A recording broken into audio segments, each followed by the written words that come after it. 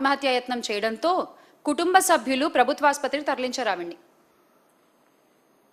ఇది ఒక మహిళ పరిస్థితి ఈ రోజున కూటమి ప్రభుత్వంలో. మహిళలంటే తెలుగుదేశం పార్టీకి గౌరవం లేదు. ఇది అందరికీ అర్థమైపోయిన విషయం. మరొకసారి కూటమి ప్రభుత్వమే రుజువు చేసిన విషయం ఇది. మహిళల వ్యక్తిత్వాలను కించపరుస్తూ బురద జల్లి చంద్రబాబు నాయుడు గారు ఆ రోజున ఎన్టీ రామారావు గారికి వెన్నుపోటు పొడిచి ఆయన రాజకీయ ప్రస్థానాన్ని మొదలుపెట్టినప్పటి నుండి అప్పుడు ఒక మహిళపై బురద జల్లి ఆమె వ్యక్తిత్వాన్ని హననం చేసి మొదలుపెట్టారు. ఈ రోజుకి అదే ఆనవాయితీని ఆ పార్టీ పెద్దలందరూ కూడా ఆచరిస్తూ వస్తున్నారు. ఇది నిజం అన్న సంగతి ఆ పెద్దలకు కూడా తెలుసు. అలాగే 2014 నుండి 19లో కూడా ఇసుక అక్రమ రవాణాలో ఎంఆర్ఓ వనజాక్షి గారి మీద అప్పటి టీడీపీ ఎమ్మెల్యే చింతమనేని ప్రభాకర్ గారు దాడి చేస్తే చర్యలు తీసుకోవాల్సిన చంద్రబాబు నాయుడు గారు ఏం చేశారు? పంచాయతీ చేసి చింతమనేని గారిని కాపాడి ఒక మహిళ ఆత్మగౌరవాన్ని దెబ్బతీశారు. ఇలాంటివి ఎన్నో ఎన్నో ఎన్నో జరుగుతూ వస్తూనే ఉన్నాయి. అలాగే ఇంకోటి, ఈరోజు ఇందాక మనం చూసాము, టీడీపీ మహిళా నేత నుంచి కాపాడండి అంటూ నర్సరావుపేట రూరల్ నుంచి ఆమె మాట్లాడిన మాట అంతా కూడా టీడీపీ నేతల ఆగడాలకు అంతు పొంతు లేకుండా పోతోంది. ఆ పార్టీ మహిళా నేతలు సైతం భూ ఆక్రమణలు చేసి రెచ్చిపోతున్నారంటే ఒక వృద్ధురాలి ఫిర్యాదు కూడా ఈరోజు తీసుకోలేని పరిస్థితి మన రాష్ట్రంలో ఉంది. అలాగే సౌమ్య గారు అయితే ఏకంగా నేను అసలు పోరాడలేకపోతున్నాను వీళ్ళతోటి, నా వల్ల కావట్లేదు, ఈ ఎమ్మెల్యేతో నేను పోరాడలేను అంటూ ఆమె ఇచ్చినటువంటి స్టేట్మెంట్ చూడొచ్చు మీరు. దీనికి ఏం సమాధానం చెప్తారు ప్రస్తుత కూటమి ప్రభుత్వం? దీనికి ఏం సమాధానం చెప్తారు ప్రస్తుత మహిళా హోంమంత్రి గారు? దీనికి ఏం సమాధానం చెప్తారో దయచేసి చెప్పాలి.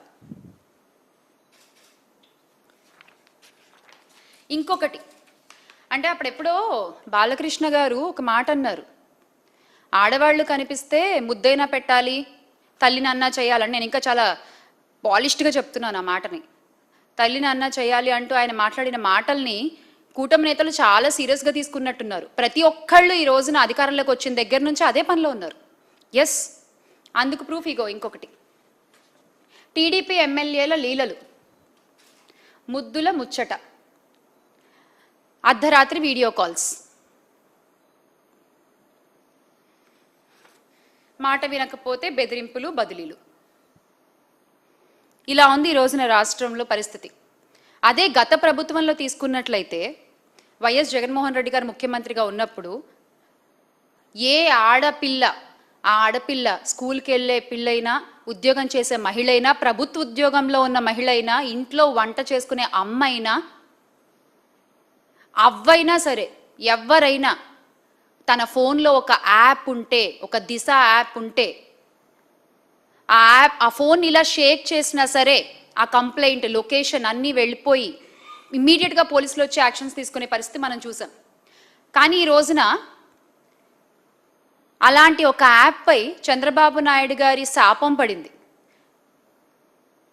మొత్తానికి యాప్ని నిర్వీర్యం చేస్తారు. మళ్ళీ సేమ్ టు సేమ్ కాపీ కొట్టి శక్తి యాప్ అంటూ తీసుకొచ్చారు. మరి ఈ రోజున ఆ శక్తి యాప్ పనిచేస్తోందా?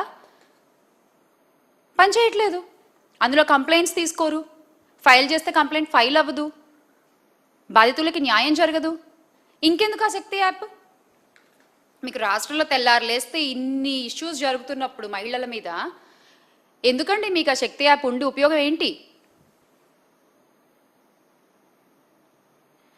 జగన్మోహన్ రెడ్డి గారి ఆలోచనలని కాపీ కొడితే సరిపోదు, ఆచరించే దమ్ము ఉండాలి, సత్తా ఉండాలి.